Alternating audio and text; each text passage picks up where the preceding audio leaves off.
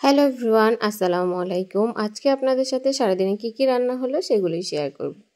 প্রথমেই রান্না করা হয়েছে এখানে ঢেঁড়স দিয়ে মিষ্টি কুমড়ার শাক দিয়ে ভাজি।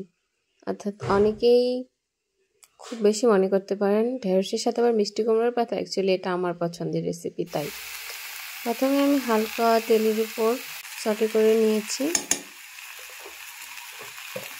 ঢেঁড়স ও মিষ্টি কুমড়ার পাতাগুলো। এখন পরিমাণ মতো লবণ, হলুদ গুঁড়ো, মরিচ, কয়েকটা রসুন কুচি দিয়ে আমি এটাকে নেড়েচেড়ে বেশ কিছুক্ষণ রান্না করে নিব। আর একটা কথা শেয়ার করি আপনাদের সাথে, মূল টপিকটা হচ্ছে এই কড়াইটা নিয়ে। আপনারা কি আমার এই কড়াইটা চিনতে পেরেছেন? দেখেন চারপাশে কি এমন একটা অবস্থা হয়েছে। দয়া করে কেউ এই কড়াইটা কিনবেন না, কারণ এই কড়াইগুলোতে গ্যাসেও রান্না করতে একদম সুবিধা না, নিচের দিকে লেগে যাচ্ছে। আমি যেহেতু এটা কয়েক মাস আগেই কিনেছি, আমার 350 টাকা একবারে জলে চলে গেছে। দেন আমার এই পুচকে কড়াইটা আমি কিনেছিলাম 100 টাকা দিয়ে, এটাই অনেক ভালো। দেন আমি যেহেতু ঢেঁড়সের ভর্তা বানাবো, কার ঢেঁড়সের ভর্তা অবশ্যই কিন্তু কমেন্টে জানাবেন। আমার কিন্তু খুব পছন্দের একটা ভর্তা ঢেঁড়স ভর্তা। ঢেঁড়সগুলোকে সুন্দরভাবে ওখানে সিদ্ধ হয়ে গেছে, তাই এখানে ভেজে ভেজে একেবারে আমি নামিয়ে নিব। যেহেতু সবুজ শাকসবজি বেশিক্ষণ জাল করতে হয় না, নাহলে ভিটামিন সিটা নষ্ট হয়ে যাবে। এদিকে আমি মরিচ ভেজে নিয়েছি, পেঁয়াজ কুচি, এটাকে হাত দিয়ে সুন্দরভাবে মথে নিব যাতে করে একবারে ব্লেন্ড হয়ে যায় মরিচটা পেঁয়াজের সাথে। ঢেঁড়স ভর্তাটা এই মাখানোটাই কিন্তু খুব টেস্টি। এই মাখানোটা যত বেশি সুন্দর হবে, খাবারটা টেস্টি ততটাই হবে। আমি সিদ্ধ করে রেখেছিলাম ঢেঁড়সগুলো, এত সুন্দর সিদ্ধ হয়েছে। এই সময় ঢেঁড়স জাস্ট অসাধারণ লাগে। ঢেঁড়সের ভর্তা হলে তো আমার আর কিছুই লাগে না। সো সবগুলোই আমি রান্না করেছি, কারণ যেহেতু আমার পছন্দের রান্না সবগুলোই ছিল। দেখেন ঢেঁড়সগুলো এত বেশি সিদ্ধ হয়েছে এবং এত বেশি সফট জুসি হয়েছে, আর খেতেও দুর্দান্ত ছিল। ভর্তাটা মাখানো হয়ে গেছে প্রায়। এখন আমি দিয়ে দেবো সরিষার তেল। সরিষার তেল না দিলে কেন জানি ভর্তাটা জমে না ঠিক। সরিষার তেল দিয়ে সুন্দরভাবে মেখে এটাকে আমি এক সাইডে রেখে দিব। ভাজি এবং ভর্তা আমার দুটোই রেডি। এখন তৈরি করে নিব সজনে ডাঁটা। অনেকের খুব প্রিয়, বাট আমার একটুও না। তারপর আম্মু খাবে বলেই আমি রান্না করে দিচ্ছিলাম। এখানে পেঁয়াজ, মরিচ, রসুন কুচি কেটে নিয়েছি। এটাকে আমি তেল দিয়ে সুন্দরভাবে ভেজে নেব। ভেজে নেওয়া হয়ে গেলে আমি কেটে রাখা সজনা এবং আলুগুলো দিয়ে দিব। এর সাথে আমি দিব মসুর ডাল।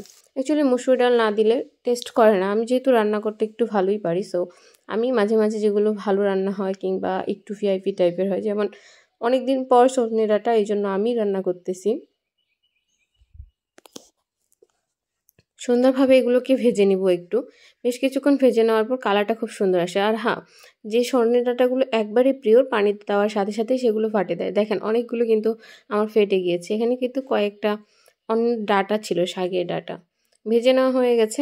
এখন আমি দিয়ে দিলাম মসুর ডালগুলো। এগুলো আমি আগে থেকে ভিজিয়ে রেখেছিলাম, সুন্দরভাবে ভিজেছে এবং দেখতেও খুব ভালো লাগতেছে। এইটা সুন্দরভাবে ভেজে নেওয়া হয়ে গেছে। এখন আমি এখানে অ্যাড করব 1 টেবিল চামচ রসুন বাটা আর 1 টেবিল চামচ আদা বাটা। অ্যাকচুয়ালি এটা না দিলেও হয়, কিন্তু এটা আমি স্কিপ করে গেছিলাম, তো বলে দিলাম ভিডিওর মাধ্যমে। লবণ, হলুদ গুঁড়ো, মরিচ গুঁড়ো কয়েকটা আমরা এখানে ছোটো এলাচ দিই, যাতে করে ফ্লেভারটা খুব বেশি সুন্দর আসে। তার জন্য এটা দিয়ে নেড়ে চেড়ে বেশ কিছুক্ষণ ভেজে নিতে হবে, যতক্ষণ অবধি না এখান থেকে পুরোপুরি পানিটা শুকিয়ে যায়। আর এই কড়াইয়ের কথা আর কি বলবো, এটাতে তো একটু পরপরই লেগে যাচ্ছে।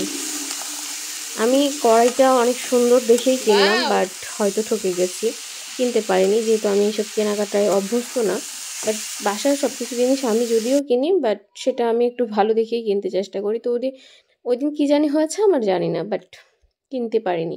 সুন্দরভাবে এটা যখন কষানো হয়ে গেছে, তেল ছেড়ে দিয়েছে, তখন আমি দিয়ে দিলাম গরম পানি। গরম পানি দিয়ে নেড়ে চেড়ে বেশ কিছুক্ষণ এটাকে রান্না করে নিতে হবে, যতক্ষণ অবধি না ডালটা সিদ্ধ হয়। ঢাকনা দিয়ে আমি এটা বেশ কিছুক্ষণ রান্না করে নেব। আজকের এই ভিডিওগুলো আমাদের গ্রামের প্রকৃতি হিসেবে রান্না, অর্থাৎ মানে গ্রামে যেভাবে আমরা রান্না করি, খুবই নর্মাল এবং সিম্পল। তেমন তেল মশলা জাতীয় খাবার না, একেবারে সিম্পল। দেখেন কি সুন্দর কালার এসেছে। আমি ঢাকনা দিয়ে বেশ কিছুক্ষণ রান্না করে নিব। রান্না হয়ে গেছে প্রায় অনেকটা। দেখেন ডালগুলো কত সুন্দর সিদ্ধ হয়েছে। এটা ডাল সিদ্ধ হয়ে গেছে এবং সজনে ডাঁটাটাও কিন্তু সিদ্ধ হয়ে গেছে। আমি এটাকে নেড়ে চেড়ে বেশ কিছুক্ষণ কষিয়ে নিব, কারণ ডালটা পুরোপুরিভাবে মিক্সড করতে হবে। ডালটা যত বেশি মিক্সড হবে খেতেও তত বেশি মজা লাগবে। অ্যাকচুয়ালি সজনে ডাঁটাটা আমার কাছে তেমন একটা মানে টেস্টি খাবার মনে হয় না, কিন্তু এখানে যে ডালটা দেওয়া হয়, এই ডালের জন্য আর কি সব খাবারটাই অনেক বেশি টেস্ট লাগে। সো পরিবেশন করে আমি আজকের ভিডিওগুলো কিন্তু আপনাদেরকে দেখাইনি, শুধু রান্না করেছি, দেন এতটুকুই দেখিয়েছি। জানি না আপনাদের কেমন লেগেছে। যদি ভালো লেগে থাকে প্লিজ একটু like comment share and subscribe করে যাবেন আমার চ্যানেলটা। আর কোন টাইপের ভিডিও আপনাদের ভালো লাগে অবশ্যই কমেন্টে জানাবেন। আমি দেখতেছিলাম আলুগুলো সিদ্ধ হয়েছে কিনা। অ্যাকচুয়ালি আলুটা সিদ্ধ হলেই সব কিছু সিদ্ধ হয়ে যাবে, এতটুকু বুঝতে পেরেছিলাম। আমি যেহেতু সসনে খাই না, সো তাই চেক করে নিই। তবে আম্মু বলেছে জাস্ট অসাধারণ টেস্টি হয়েছে। খুব ভালো লাগে যখন আমার রান্নার কেউ প্রশংসা করে। সো আশা করি আপনাদেরও ভালো লাগবে, আপনারা একবার ট্রাই করতে পারবেন খুব সিম্পলভাবে। অনেকে অনেকভাবে রান্না করে, বাট আমি কিভাবে রান্না করি সেই বিষয়টা আপনাদের সাথে আমি তুলে ধরলাম। এই যে কষিয়ে কষিয়ে আবার আমি পানি দিয়ে দেবো যতটা পরিমাণ ঝোলের প্রয়োজন ঠিক অতটাই আমি দিয়ে দিব। আশা করি আজকের ভিডিওটা আপনাদের ভালো লাগবে। পর্যাপ্ত পরিমাণ ঝোল দিয়ে আমি এটাকে কয়েক মিনিট রান্না করে নামিয়ে নিব। আশা করি আজকের ভিডিওটা ভালো লাগবে। যদি ভালো লেগে থাকে please like comment share and subscribe my channel. আর কে কোথা থেকে আমার ভিডিওটা দেখছেন অবশ্যই কমেন্টে ভুলবেন না।